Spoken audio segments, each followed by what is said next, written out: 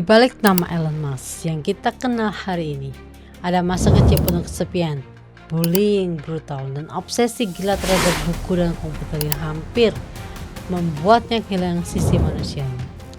Ini bukan cerita sukses instan, ini kisah tentang ego, kegilaan, resiko ekstrem, dan keputusan yang nyaris bunuh diri secara finansial. Dan bagaimana satu orang mengubah industri mobil, roket, internet, AI, dan bahkan cara manusia memandang masa depan. Inilah kisah Elon Musk.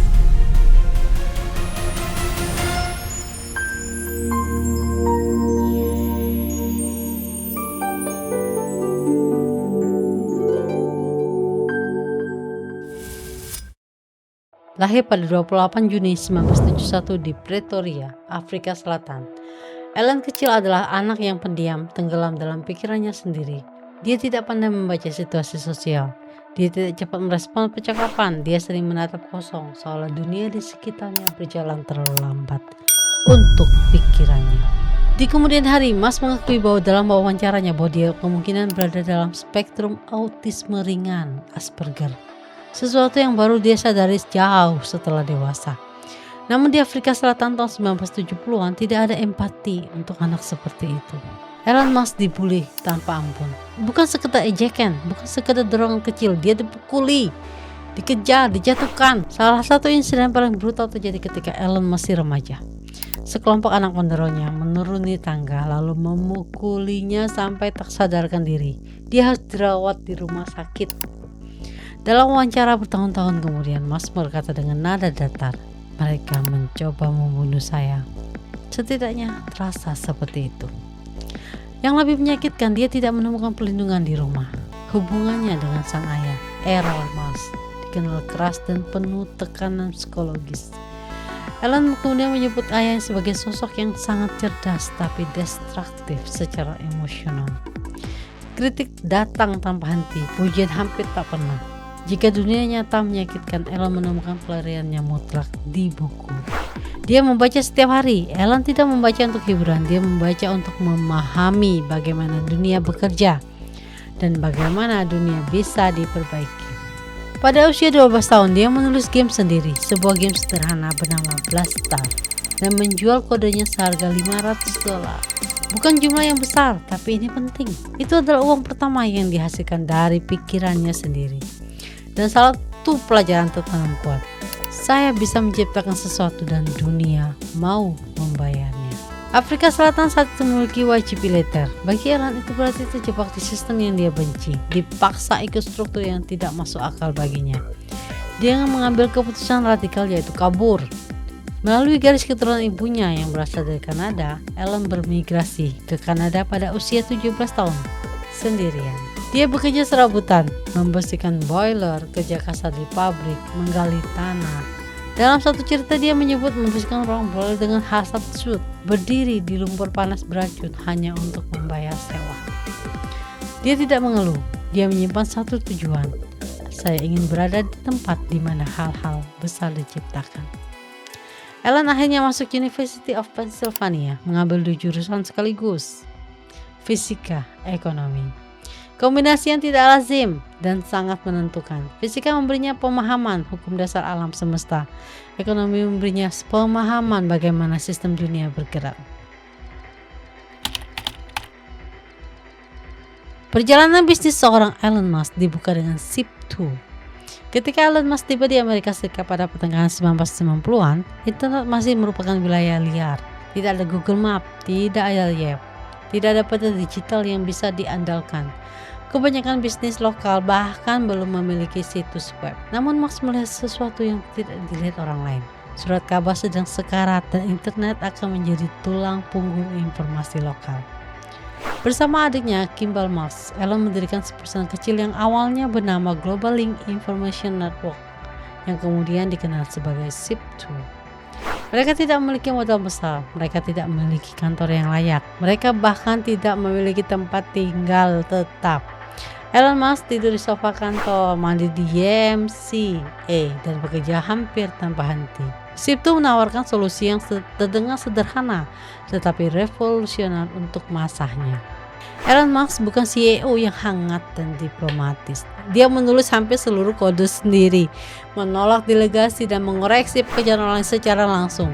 Dia tidak sabar terhadap ketidaktahuan teknis dan sering berbicara tanpa filter. Ini menciptakan reputasi sebagai pendiri yang sangat cerdas tapi juga sulit diajak bekerja sama. Ketika investor mulai masuk, terutama dari firma modal Ventura, dinamika kekuasaan berubah. Investor melihat Zip2 sebagai perusahaan potensial, tapi mereka tidak melihat Elon Musk sebagai pemimpin yang aman. Dia terlalu muda, terlalu keras kepala, terlalu teknis. Mereka menginginkan CEO yang lebih berpengalaman, lebih dapat diprediksi, dan lebih mudah dikendalikan. Tanpa pemberontakan terbuka, Elon Musk secara perlahan disingkirkan dari kendali operasional. Dia tetap menjadi pendiri dan pemegang saham terbesar, tapi posisi CEO diambil alih oleh eksekutif yang dipilih investor. Bagi Musk, ini adalah pengkhianatan pertama yang membentuk karakternya.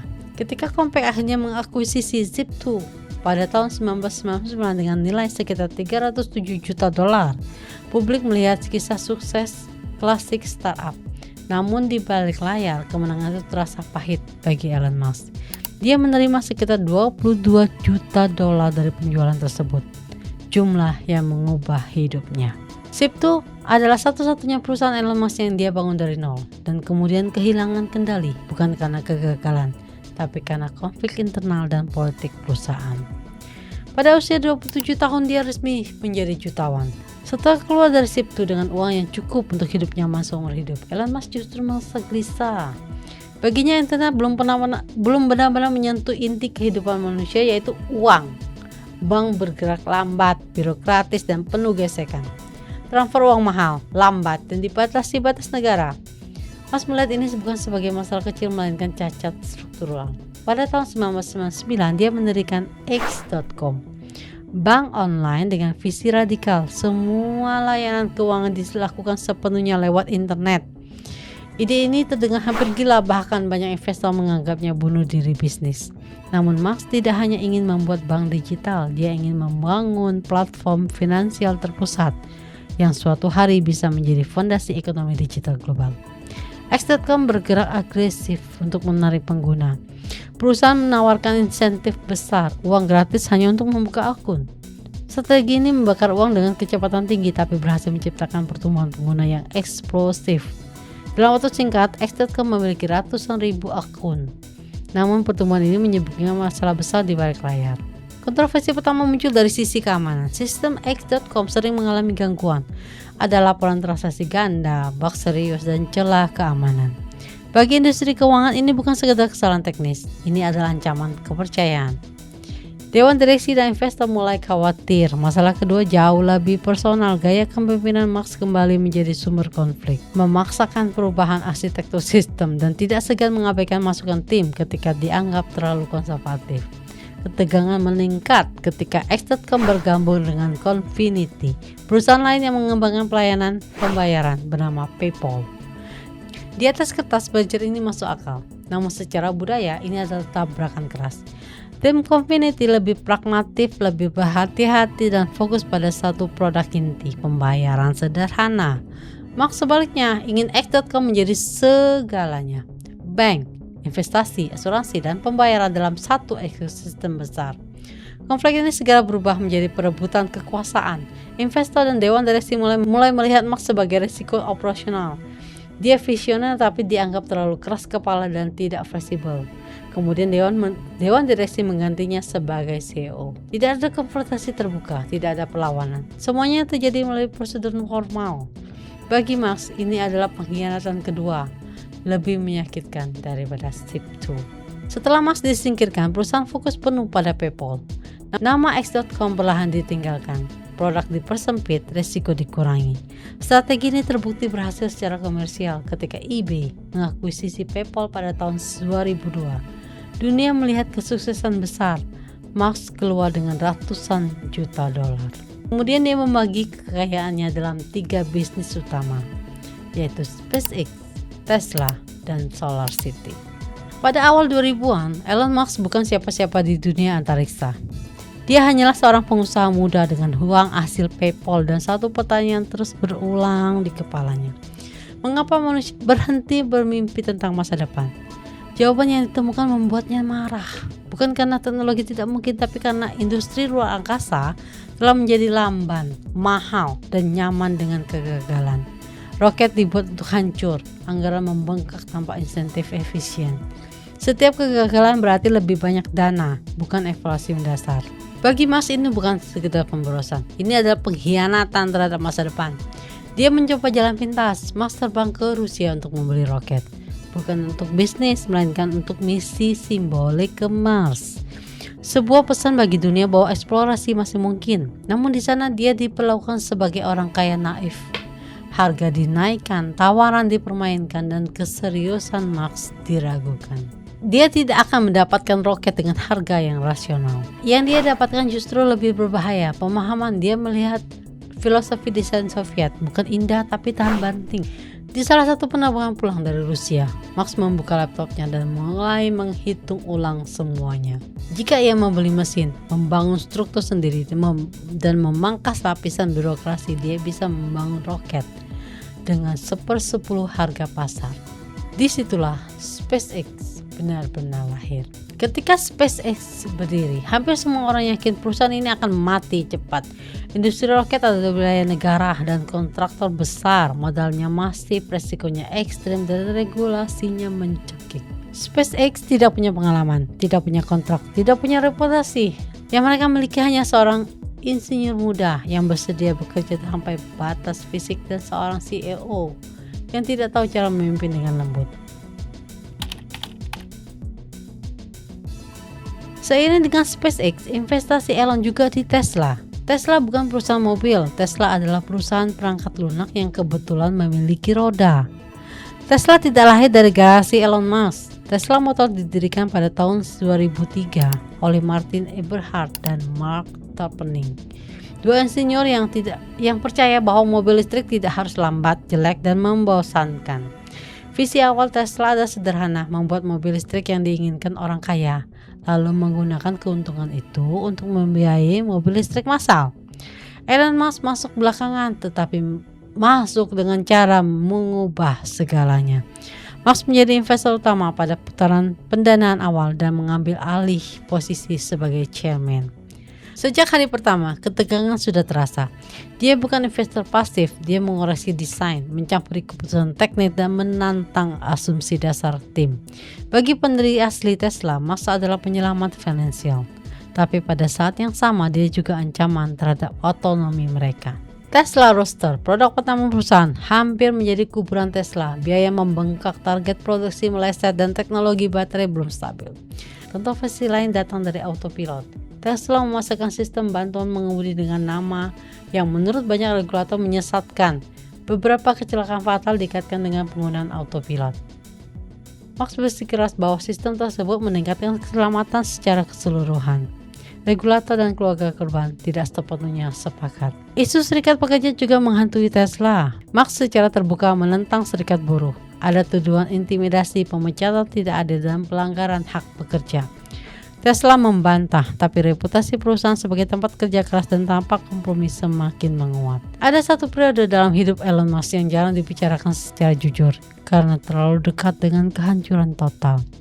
Bukan kegagalan kecil, bukan krisis sementara, melainkan titik di mana dua perusahaan paling ambisiusnya, Tesla dan SpaceX, hampir mati bersamaan. Dan Musk sendiri berada di ambang keberangkutan pribadi. Tahun itu adalah 2008. Bagi dunia luar, Musk tampak seperti miliarder eksentrik, tapi di balik layar hidupnya adalah rangkaian mimpi buruk tanpa jeda.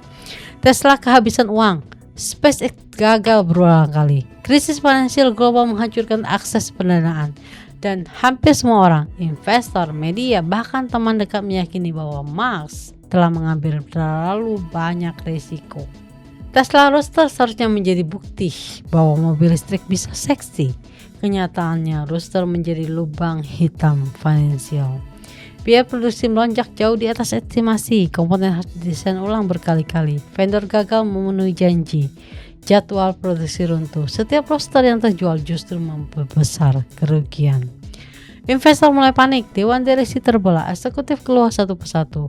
Musk yang saat itu juga sudah mengambil alih posisi CEO dipaksa menjadi pemadam kebakaran permanen. Dia tidur di pabrik, dia memecat manajer, dia mengubah desain di menit terakhir. Dia mengambil alih keputusan teknis yang biasanya tidak disentuh oleh CEO. Uang Tesla hampir habis, literally hampir nol. Tidak ada dana darurat, tidak ada investor baru. Pasar modal membeku akibat krisis global. Pada saat yang sama, Musk sudah menginvestasikan hampir seluruh uang PayPal-nya ke Tesla. Jika Tesla gagal, Musk akan bangkrut. Dan yang lebih kejam, Tesla gagal perlahan, bukan dramatis. Tidak ada ledakan, tidak ada headline besar, hanya email penolakan, rapat sunyi, dan hitungan hari menuju kematian perusahaan. Sementara Tesla sekarat, SpaceX berada di jalur kehancuran yang bahkan lebih brutal. 30 peluncur pertama roket Falcon 1 gagal total. Bukan gagal kecil. Roket meledak, jatuh ke laut, hancur di udara. Setiap kegagalan menghabiskan puluhan juta dolar. Uang yang hampir seluruhnya berasal dari Musk sendiri. Media menjuluki SpaceX sebagai fantasi militer yang naif. Industri antariksa lama mencemooh. Industri senior NASA melakukan kompetisi tim muda SpaceX. Investor tidak lagi tertarik. Falcon 1 penerbangan keempat adalah kesempatan terakhir. Tidak ada uang lagi untuk peluncuran kelima. Jika roket ini gagal, SpaceX tutup. Di periode ini Musk mengaku kemudian dia hidup dalam tekanan ekstrim. Dia bekerja hampir tanpa tidur. Dia menghadapi rasa bersalah karena menyeret ratusan karyawan ke ambang pengangguran.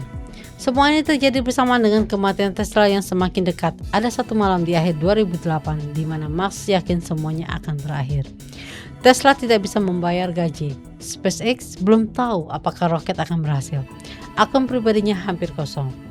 Dia harus memilih menyelamatkan Tesla atau SpaceX. Dia memilih keduanya dengan mempertaruhkan segalanya. Dia mengalirkan sisa uangnya ke Tesla untuk membayar gaji terakhir. Dia memaksakan satu peluncuran SpaceX terakhir. Tidak ada rencana cadangan, tidak ada jaring pengaman. Falcon 1 Flight 4 diluncurkan. Dan untuk pertama kalinya roket itu berhasil mencapai orbit. Keberhasilan itu datang di saat terakhir yang mungkin. Beberapa minggu kemudian NASA memberikan kontrak penyelamatan bernilai miliaran dolar kepada SpaceX. Tanpa peluncuran itu kontrak tidak akan pernah ada. Hampir bersamaan Tesla mendapatkan pendanaan darurat di detik-detik terakhir sebelum tutup buku. Dua perusahaan selamat dalam hitungan hari. Jika Tesla memicu kontroversi di jalan raya, SpaceX memicunya di langit dan di tanah. Bersama dengan dua perusahaan di atas terdapat satu perusahaan yaitu SolarCity. Pada pertengahan 2000-an, Elon Musk sudah yakin bahwa perubahan iklim bukan ancaman abstrak, melainkan konsekuensi matematis dari ketergantungan manusia pada bahan bakar fosil. Masalahnya sederhana, panel surya mahal, rumit, dan tidak praktis bagi rumah tangga biasa. Disinilah SolarCity lahir pada tahun 2006, didirikan oleh Lyndon dan Peter Reeve, sepupu Elon Musk. Namun sejak awal perusahaan ini tidak pernah benar-benar berdiri sendiri. Elon Musk adalah chairman, arsitek strategi, dan sumber legitimasi utama. Dia tidak menulis kode, tidak merancang panel, tapi dia menanamkan visi. Energi besi harus lebih murah dan lebih mudah daripada energi kotor. SolarCity memperkenalkan model bisnis yang saat itu radikal, Solar as a Service. Alih-alih menjual panel surya, SolarCity menyewakan sistem surya kepada pemilik rumah. Tidak ada awal biaya besar. Konsumen membayar bulanan, seringkali lebih murah daripada tagihan listrik konvensional. Risiko teknis dan pembiayaan ditanggung perusahaan. Model ini meledak.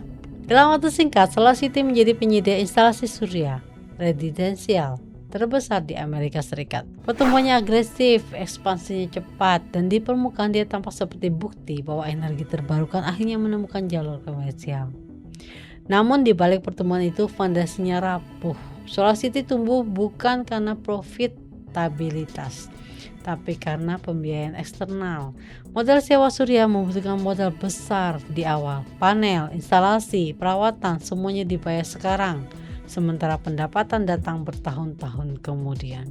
Perusahaan mengandalkan insentif, pajak pemerintah, struktur, pembiayaan kompleks, investor yang percaya pada pertumbuhan jangka panjang. Selama pasar percaya, mesin berjalan. Begitu kepercayaan goyah, semuanya terancam. Dan kepercayaan mulai goyah, biaya akuisisi pelanggan membengkak, margin menyempit, utang meningkat. SolarCity terlihat besar dari luar, tapi keuangannya semakin tegang. Pada saat yang sama, Tesla di bawah Musk mulai menggeser narasinya dari mobil listrik menjadi perusahaan energi terintegrasi. Disinilah jalur SolarCity dan Tesla mulai berkonvergensi, dan kontroversi terbesar muncul. Ketika Tesla mengumumkan akan mengakuisisi SolarCity, reaksi pasar langsung brutal. Saham Tesla jatuh, investor marah, analis menyebutnya penyelamatan internal. Kata yang paling sering dimuncul adalah conflict of interest. Elon Musk adalah chairman SolarCity, CEO Tesla, pemegang saham besar di keduanya, kerabat pendiri SolarCity. Tuduhan utama sangat tajam, Tesla dipakai untuk bailout SolarCity. Musk menolak keras narasi ini. Dia menyebut akuisisi sebagai langkah strategis yang tak terelakkan. Baginya, mobil listrik tanpa energi bersih hanyalah setengah solusi. Tesla harus mengontrol produksi energi atau solar dan penyimpanan energi atau baterai, konsumsi listrik, konsumsi energi mobil dan rumah. SolarCity adalah potongan yang hilang. Namun pasar tidak diyakinkan dengan visi saja gugatan hukum bermunculan. Investor menuju Musk melanggar kewajiban fidusia. Mereka menuduh keputusan dibuat demi kepentingan pribadi, bukan pemegang saham. Proses hukum berlangsung lama dan melelahkan. Musk dipanggil ke pengadilan, email internal dibedah, setiap keputusan strategis disorot. Pada akhirnya pengadilan memutuskan tidak ada pelanggaran hukum. Musk menang secara legal, namun kemenangan hukum tidak menghapus luka reputasi. Setelah akuisisi, nama SolarCity perlahan dihapus. Dia dilebur menjadi Tesla Energi. Produk dirombak, fokus bergeser. Banyak ekspektasi awal tidak terpenuhi secepat yang dijanjikan. Tesla tidak lagi bisa dilihat sebagai produsen mobil, dia menjadi perusahaan energi penuh dari pembangkit, penyimpanan hingga konsumsi. Secara strategis ini adalah langkah besar, secara finansial dan reputasi ini adalah langkah berisiko tinggi. Babak berikutnya adalah The Boring Company. Suatu hari di akhir 2016, Elon Musk terjebak macet di Los Angeles. Bagi orang lain ini adalah gangguan harian, bagi Musk ini adalah simbol kegagalan peradaban modern. Kota yang seharusnya menjadi mesin produktivitas justru berubah menjadi tempat pemborosan waktu, energi, dan kesabaran manusia. Musk menulis satu kalimat di media sosial, "I'm going to build a tunnel boring machine and just start digging." Bagi kebanyakan orang ini lelucon, bagi Musk ini pernyataan niat. Beberapa bulan kemudian The Boring Company resmi berdiri. Dalam pandangan Musk, masalah lalu lintas bukan kekurangan jalan, melainkan dimensi. Kota tumbuh horizontal tapi tidak vertikal ke bawah. Padahal bumi menyediakan ruang 3 dimensi yang hampir tidak dimanfaatkan. Solusinya menurut Musk bukan kereta bawah tanah tradisional yang mahal, lambat dibangun dan penuh kompromi politik, melainkan jaringan terhubung yang lebih sempit, murah, dan cepat dibor. Khusus untuk kendaraan listrik, bukan kereta, bukan mass transit klasik, melainkan mobil pribadi yang bergerak di bawah tanah, cepat dan tanpa lampu merah, tanpa macet. Inilah awal dari konsep loop. Musk tidak pernah menyembunyikan obsesi utamanya, cost curve. Bagi Musk, teknologi bukan soal apakah bisa dilakukan, tetapi apakah bisa dibuat cukup murah untuk diskalakan. Dia mengklaim bahwa teknologi boring machine sudah stagnan selama puluhan tahun. Terlalu besar, terlalu mahal, terlalu lambat. The Boring Company berambisi mengecilkan diameter terowongan, meningkatkan kecepatan pengeboran dan mengurangi biaya konstruksi secara drastis. Jika biaya bisa ditekan 10 kali lipat, maka ide yang tadinya mustahil menjadi masuk akal. Secara filosofi, ini konsisten dengan Tesla dan SpaceX. Bukan penemuan baru, tapi rekayasa ulang ekstrim. Begitu konsep loop dipresentasikan ke publik, kritik langsung muncul. Transportasi urban adalah masalah kolektif. The Boring Company menawarkan solusi individual. Kendaraan satu persatu, bahkan jika listrik, tetap memprioritaskan mobil pribadi. Kritikus menyebutnya anti-mass transit, elitis, dan tidak efisien untuk kota besar. Pertanyaan tajam, apakah kita sedang memecahkan masalah kota atau hanya membuat jalan tol bawah tanah untuk segelintir orang? Pendukung Musk menjawab lebih baik solusi sempit yang bekerja daripada solusi ideal yang tidak pernah dibangun. The Boring Company memamerkan visi besar, kendaraan meluncur 200 km per jam, terowongan bertingkat, jaringan bawah kota seperti pembuluh darah. Menggali terowongan di bawah kota bukan hal sepele. Ada dampak tanah, risiko struktur, bangunan, perizinan kompleks, keterlibatan komunitas. Beberapa proyek The Boring Company menghadapi penolakan lokal. Warga mempertanyakan transparansi, dampak jangka panjang dan prioritas publik. Berbeda dengan SpaceX yang beroperasi di area terpencil, The Boring Company masuk langsung ke jantung kota, wilayah paling sensitif secara politik. Babak berikutnya dari Elon Musk adalah Neuralink. Pada 2015 dan 2016, ketika dunia teknologi sibuk merayakan kemajuan Artificial Intelligence, Elon Musk justru mengalami kegelisahan yang jarang dia sembunyikan. Dalam berbagai wawancara, nada suaranya berubah ketika membicarakan AI. Bukan optimisme, bukan euforia, tapi peringatan. Dari sinilah Neuralink lahir. Neuralink didirikan secara diam-diam pada 2016. Hampir tidak ada pengumuman, tidak ada peluncuran bombastis. Musk mengumpulkan ilmuwan syaraf, ahli robotik dan pakar bioengineering dari universitas dan laboratorium terbaik. Visinya sederhana namun mengerikan dalam implikasi, menghubungkan otak manusia langsung ke komputer. Secara publik, Neuralink diposisikan sebagai perusahaan medis. Target awalnya membantu pasien lumpuh, mengembalikan kemampuan bicara, mengatasi kebutaan, menangani gangguan syaraf. Ini bukan kebetulan, jalur medis adalah satu-satunya jalan etis. Jalur medis adalah satu-satunya jalan etis dan legal untuk menyentuh otak manusia. Namun banyak pengamat sadar ini hanyalah fase pertama, berbeda dengan imajinasi publik tentang chip kasar di kepala. Neuralink mengembangkan benang elektroda ultra tipis lebih kecil dari rambut manusia. Benang-benang ini ditanam secara langsung di jaringan otak, membaca dan menstimulasi neuron secara presisi. Proses pemasangannya dilakukan oleh robot bedah khusus karena tangan manusia tidak cukup stabil. Ini bukan sekedar implan, ini intervensi paling intim yang pernah dilakukan teknologi terhadap manusia. Disinilah kontroversi mulai mengental. Untuk menguji teknologi ini, Neuralink melakukan uji coba pada hewan, termasuk tikus, babi, dan monyet. Secara ilmiah ini standar, secara moral ini ranjau. Laporan dari mantan karyawan dan organisasi kesejahteraan hewan menyebutkan eksperimen berulang, komplikasi serius, penderitaan hewan, bahkan kematian akibat implan gagal. Neuralink membantah melakukan semua pelanggaran, menyatakan semua prosedur sesuai regulasi. Namun tuduhan tetap muncul, menyebut adanya tekanan internal untuk bergerak terlalu cepat. Ketika Musk mendemonstrasikan monyet yang bisa bermain game dengan pikirannya, dunia terpukau. Namun di balik kekaguman, ketakutan muncul. Jika pikiran bisa dibaca, apakah bisa dimanipulasi? Jika memori bisa ditulis ulang, siapa yang memegang kunci? Jika otak terhubung ke jaringan, apakah bisa diretas? Neuralink memaksa manusia menghadapi pertanyaan sebelumnya hanya fiksi ilmiah. Kini menjadi masalah kebijakan publik. Badan Regulator Kesehatan bergerak lambat, dan bagi Musk lambat berarti berbahaya bukan bagi pasien, tapi bagi masa depan manusia menurut versinya. Beberapa laporan menyebutkan Musk frustasi dengan timeline persetujuan manusia. Dia mendorong timnya lebih keras, menuntut percepatan, bahkan mengganti pimpinan teknis. Ketika Neuralink akhirnya mengumumkan implan pertama pada manusia, reaksi publik bercampur antara harapan dan kecemasan. Tapi bagi pasien, ini mungkin keajaiban.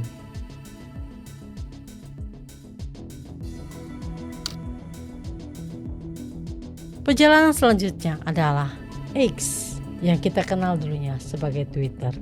Twitter adalah medan perang pribadinya. Selama bertahun-tahun Musk menggunakan Twitter sebagai senjata untuk mengumumkan roket, menggoda pasar saham, memprovokasi regulator, dan membangun persona publiknya yang paling mentah. Twitter adalah megafon, bukan bisnis. Sampai suatu titik, megafon itu menurut Musk berbalik mengontrol percakapan, menyaring, membatasi, dan membentuk narasi dunia.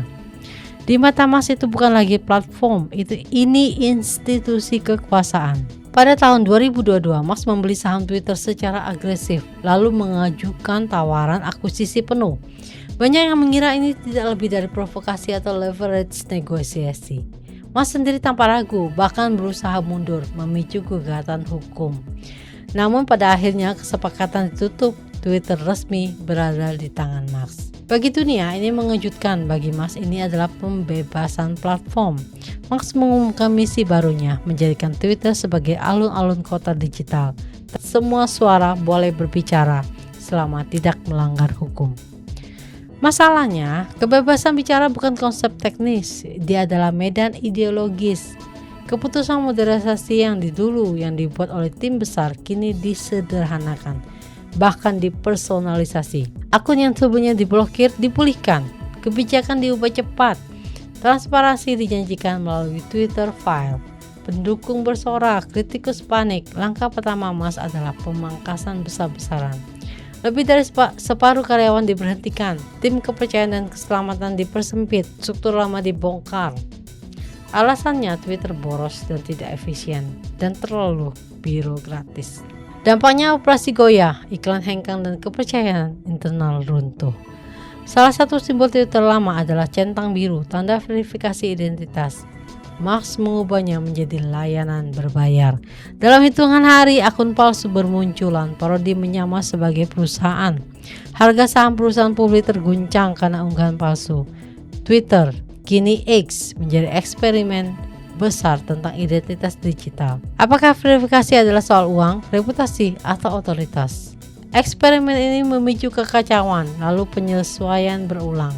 Iterasi cepat ala Musk diterapkan pada ruang publik global. Musk tidak sekedar mengubah produk, dia menantang ekosistem. X berubah dari platform diskusi menjadi arena konflik ideologi. Dan Musk berada di tengah-tengah, sekaligus pemilik, pengguna paling vokal, dan pengambil keputusan terakhir. Keputusan mengganti Twitter menjadi X bukan kosmetik, itu adalah pernyataan. Bagi Musk, Twitter lama syarat beban sejarah, budaya, dan kompromi. X dimaksudkan sebagai platform segalanya, pesan, pembayaran, video, identitas, bahkan keuangan. Namun rebranding ini juga menghapus simbol yang telah hidup lebih dari 1 dekade. Banyak pengguna merasa kehilangan rumah, yang lain melihat peluang baru. X menjadi proyek ambisius namun juga eksperimen identitas yang belum selesai. Twitter kini X belum mencapai bentuk finalnya. Dia masih berubah, berguncang, dan bereksperimen. Namun satu hal yang jelas, X bukan sekedar media sosial, dia adalah cermin zaman. Tempat ketakutan, kemarahan, idealisme, dan kekuasaan bertabrakan secara real time. X adalah eksperimen sosial berskala global dan Elon Musk menjadikannya medan uji demokrasi digital. Di akhir kisah ini tidak ada ledakan, tidak ada roket lepas landas, tidak ada tepuk tangan. Elon Musk sering disebut jenius, sering juga disebut berbahaya. Namun kedua label itu gagal menangkap inti dari kisahnya, karena kisah ini bukan tentang kecerdasan. Dia tentang ketidaksabaran. Sejak kecil Musk tumbuh dengan satu keyakinan, diam-diam dunia bergerak terlalu lambat dan tidak cukup berani. Elon Musk dibangun oleh ketakutan bahwa kehati-hatian itu akan membunuh masa depan sebelum sempat lahir. Dia tidak mempercayai komite, dia tidak mempercayai ritme politik, dia hanya mempercayai satu hal. Jika suatu mungkin secara fisika, maka dia harus dicoba sekarang. Masalahnya peradaban bukan mesin. Dia terdiri dari manusia dengan trauma, bias, ketakutan, dan nilai yang tidak bisa ditebak. Dan inilah ketegangan terbesar kisah ini muncul. Apakah kita sedang menyaksikan seorang visioner memaksa umat manusia melompat lebih cepat dari kenyamanan mereka? Atau seorang individu yang terlalu sering memegang tuas yang seharusnya dimiliki bersama? Yang bisa kita lakukan hanyalah mengamati bagaimana satu orang dengan modal, kecerdasan, dan keyakinan yang tak tergoyahkan berhasil menantang industri otomotif, mengganggu tatanan luar angkasa, menyentuh otak manusia, mengubah komunikasi global, dan ikut membentuk kecerdasan yang mungkin melampaui kita semua. Karena pada akhirnya pertanyaan sebenarnya bukan tentang Elon Musk, pertanyaannya adalah tentang kita. Apakah masa depan harus dibangun perlahan agar aman bagi semua? Ataukah dia selalu dimenangkan oleh mereka yang berani berlari lebih cepat meski berisiko menjatuhkan yang lain? Karena selama manusia masih bermimpi lebih besar dari ketakutannya, selama teknologi masih melampaui etika, dan selama dunia masih bergerak terlalu lambat bagi sebagian orang, kisah seperti ini akan selalu terulang. Layar menggelap, tidak ada kredit penutup. Hanya satu kalimat terakhir. Ini bukan cerita sukses. Ini cerita bertahan hidup. Ini Elon Musk. Sekian kisah kali ini. Kita ketemu lagi di kisah yang lain. Bye-bye.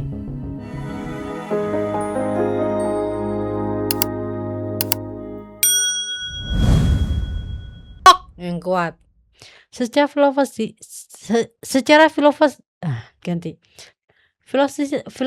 Filosofinya sederhana. Ganti.